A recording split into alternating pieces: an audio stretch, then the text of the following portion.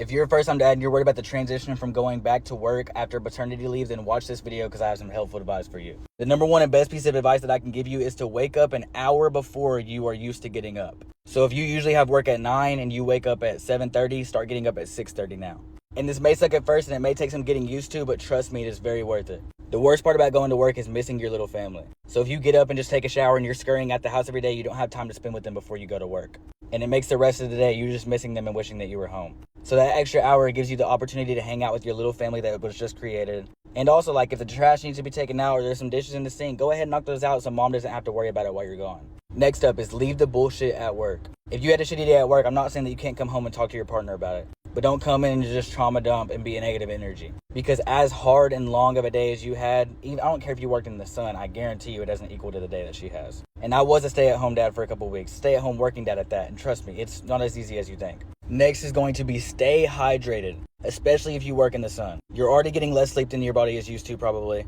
Just like I told you in other videos that you need to take care of mom and her nutrition and her hydration, you need to take care of yourself as well. Lack of sleep and dehydration, in my opinion, and from my personal experiences, is the number one thing that usually leads me to have anxiety. And the lack of sleep, there's really not much that you can do about that. So make sure that you can control your hydration, stay hydrated, drink electrolytes, all of that, especially if you work out in the sun and you sweat a lot. Because your job doesn't stop now when you get off work. And that's the most important thing. Just because you're going back to work now doesn't mean that you can come home and just not do shit. Actually, if anything, it means the opposite. Because now she's been at home with the baby all day long. And don't ever try to say some sleep while the baby sleeps or any of that. Like I said, I was a stay-at-home dad. It doesn't work like that. The mom is just as, if not more tired than you are, trust me.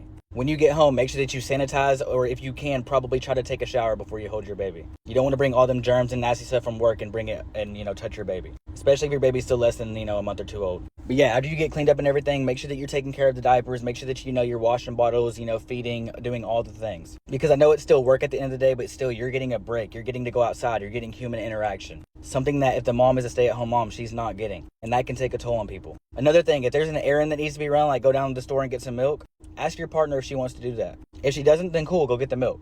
But a lot of women like doing stuff like that because now it's a chance to just get out of the house, get some fresh air, get some vitamin D. So always try to, ask if she wants to do little things like that because it'll take you a long way. If you found this video useful, my name is Eli. I'm a first-time dad and I post dad content every single day, so hit that follow button. Thank you guys and congrats on becoming a dad.